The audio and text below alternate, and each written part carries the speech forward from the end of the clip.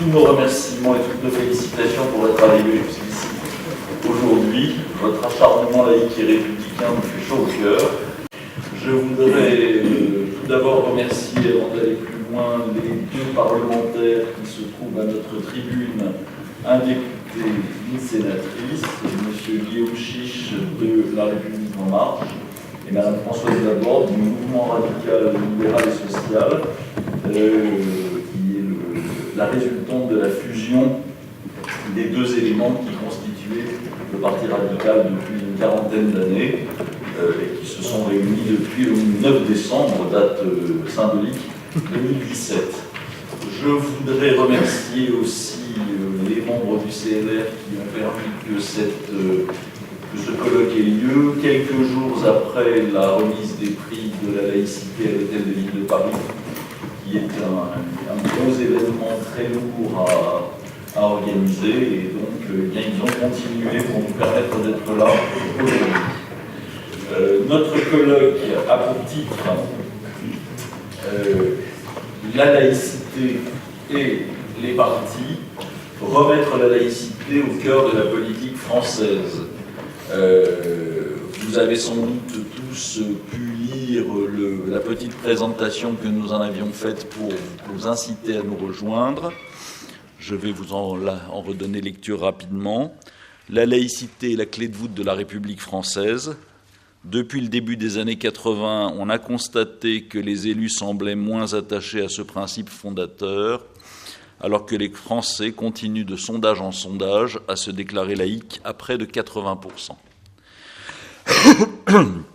Indifférence, identitarisme, communautarisme, poussés parfois jusqu'à certaines errances, toutes les positions s'entrechoquent, la laïcité devenant presque une opinion parmi les autres. Depuis les attentats de 2015 et 2016 et l'irruption de l'islamisme politique, mais aussi de la montée de régimes autoritaires en Europe qui s'appuient sur les hiérarchies religieuses conservatrices, et en Amérique, une prise de conscience a eu lieu dans le pays. On voit des élus laïcs qui ont décidé de réaffirmer l'idéal laïque dans tous leurs partis, dans tous leurs mouvements, et qui mènent un travail de rappel, de réapprentissage. Notre but a toujours été au Comité Laïcité République de réunir les laïcs de tous les bords, quels que soient par ailleurs les désaccords, les luttes politiques qui sont parfaitement légitimes et dont nous espérons qu'elles continueront. Et c'est pour leur donner la parole et pour les interroger que nous avons souhaité aujourd'hui recevoir des élus de tous bords.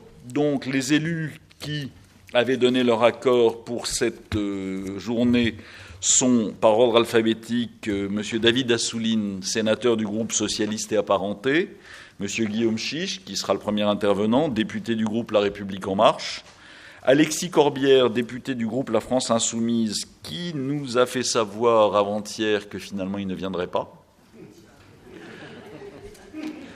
L'un d'entre nous présent à cette tribune, notre premier vice-président Gilbert Abergel, avait prévu de l'interpeller précisément sur un certain nombre de points, et nous lui laisserons donc malgré tout la parole pour qu'il nous indique les questions qu'il aurait voulu poser à M. Corbière.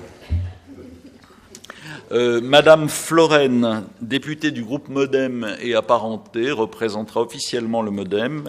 Madame Pécresse, au début de l'après-midi, viendra nous parler de la question de la laïcité dans le groupe, au parti Les Républicains. Donc Madame Pécresse n'est pas parlementaire, mais comme vous le savez, présidente de la région Île-de-France. Je reviendrai sur des questions d'horaire à ce sujet-là.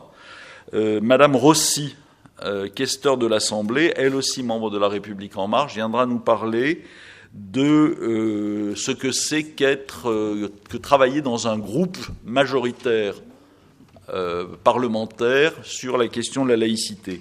Enfin, deux élus ou anciennes élues interviendront. Françoise Laborde, donc sénatrice, qui interviendra d'une part sur une information de type technique, si j'ose dire, ou politique, mais en tout cas non directement liée au mouvement radical, qui est la question de la laïcité et des élus locaux, et qui, dans un deuxième temps, nous parlera plus brièvement de la question de la laïcité au sein du mouvement radical, sachant que Sylvia Pinel, qui était l'une des premières à nous avoir donné son accord, a dû depuis un certain temps annuler pour des raisons de présence dans sa circonscription. Et Madame Odile Leperverrier, ancienne députée européenne du Parti radical de gauche, viendra nous parler de la laïcité et de l'Union européenne. Donc nous allons avoir ces deux coups de projecteur sur la laïcité au prisme des élus locaux, la laïcité au prisme de l'Union européenne, et entendre chacun des représentants des partis nous parler de la laïcité au sein de son propre parti.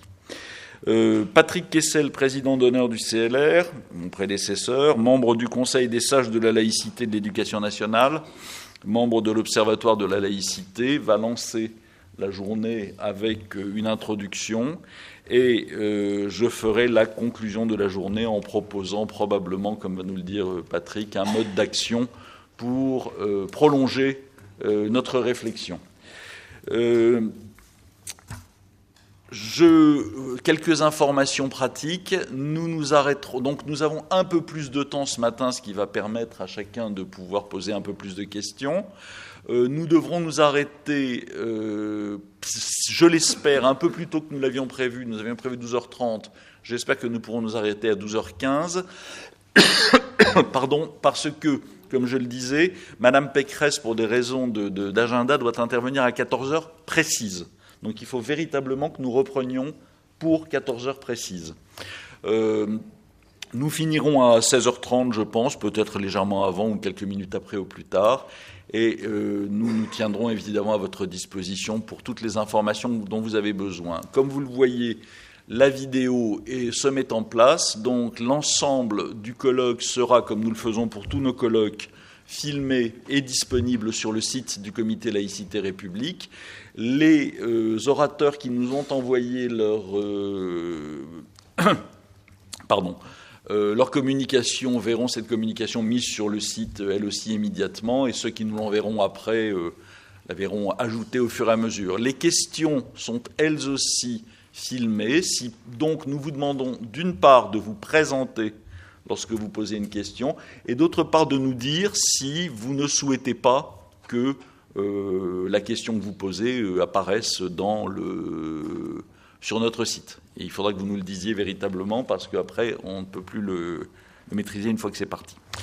Voilà sur ces quelques informations. Et donc, je vais passer la parole pour l'ouverture de ce colloque à mon ami Patrick Kessel, en vous signalant évidemment aujourd'hui qu'il y a deux raisons très emblématiques qui font de ce colloque un moment particulier. D'une part, Patrick en parlera longuement, le projet dont nous entendons parler de révision de la loi de séparation, et d'autre part, évidemment, la situation politique et sociale du pays et l'agitation qui, depuis plusieurs semaines, traverse Paris et le pays, vous avez pu vous en rendre compte ce matin, autour des Gilets jaunes.